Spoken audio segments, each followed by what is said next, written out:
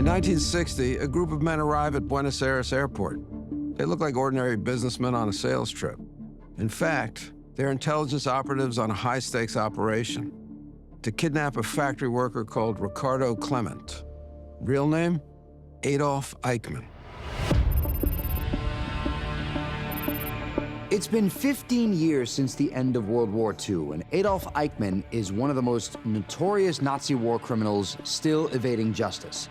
Eichmann, more so than almost anyone else, is the logistical architect of the Holocaust, turning genocide into an industrial operation. He escaped justice after the war. He's still on the loose somewhere, probably alive, but nobody could find out where.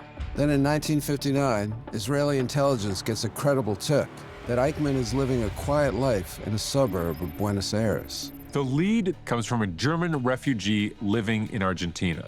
Now, this guy's daughter has been dating a guy who keeps bragging that his dad used to have a really powerful position in Nazi Germany. Now, the dad's name is Ricardo Clement, but the son goes by the name Eichmann. The Israeli government gets word of the fact that this person is possibly Adolf Eichmann. If there's anyone left who can be brought to justice for the crimes of the Holocaust, this is the man. But there's one big obstacle to bringing him in: Argentina. Israel and Argentina don't have a working extradition agreement, and Argentina has a fascist-friendly government, so if Clement is Eichmann, there's no way the Argentinian government is just gonna hand him over. To get their man, Mossad decides to go rogue. A top-secret group of Mossad agents is sent to Argentina. Their mission is to seek out Clement and confirm that he is the same person as Eichmann, and if he is, to kidnap him and bring him to Israel. You're not allowed to do that kind of thing. That is a blatant disregard for the sovereignty of another country. First, the Mossad team stalks their prey. They position agents all along Clement's daily route to his job at a Mercedes-Benz plant, and they snap photographs using cameras cleverly hidden inside briefcases. Their plan is to compare the pictures they take in Argentina against wartime photos of Eichmann. Getting an image of Clement is easy. The hard part is finding a picture of Eichmann. Toward the close of the war, Eichmann deliberately destroyed every photograph he had of himself. Mossad have some grainy photographs from the pre-war period, but what they are lacking is a photograph that will provide a good view of his facial features. This is a problem Mossad manages to solve. After the war, one agent seduced Eichmann's previous girlfriend, and in her personal albums, they were able to find a picture of Eichmann from the war. To tell if these snaps, taken over 20 years apart, are the same man, the Mossad team hones in on the one feature that barely changes with age: the ear. The curves and ridges of the human ear are as distinct as a fingerprint, so Mossad overlays the two photos and runs a painstaking 10-point comparison. And they discover that the two men have an exact match. Ricardo Clement is Adolf Eichmann.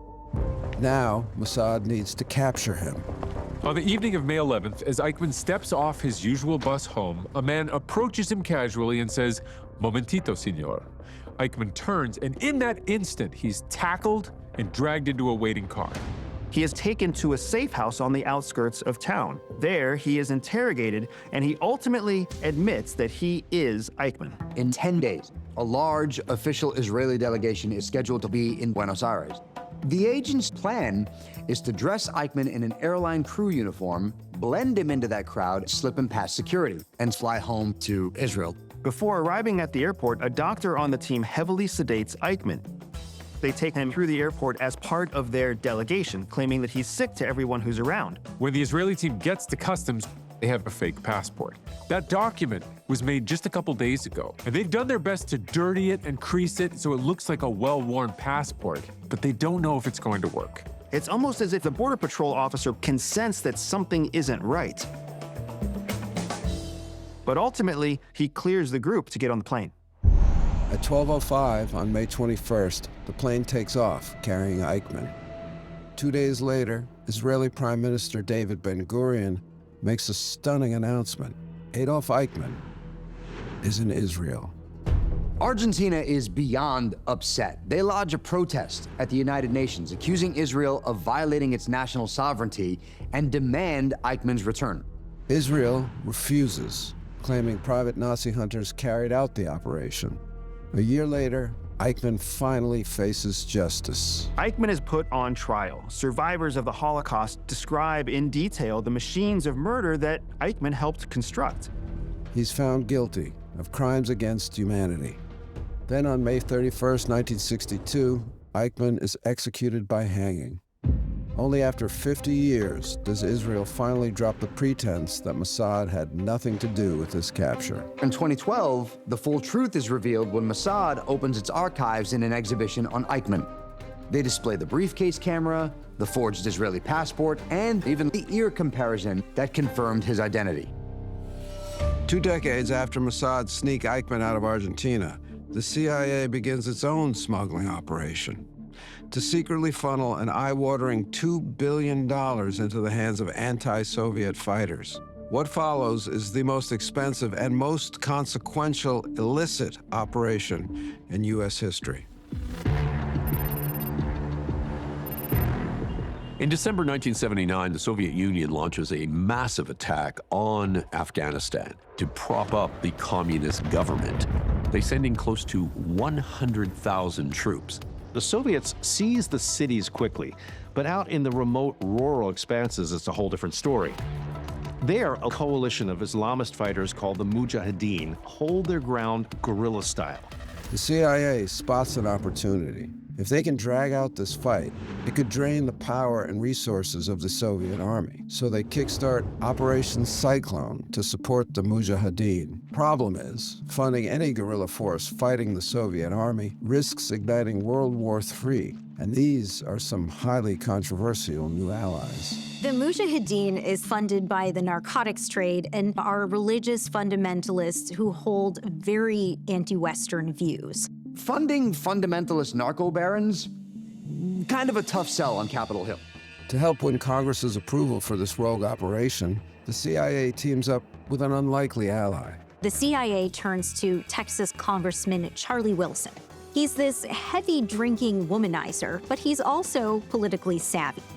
Wilson's influence manages to massively inflate the CIA's budget for Operation Cyclone. If the CIA flooded American weapons into Afghanistan, that would be an open provocation against the Soviets. Also, the Mujahideen don't know how to use American weaponry. They're trained on Soviet weapons. Somehow, the Americans have to get their hands on a cache of Soviet weapons that can't be traced back to them.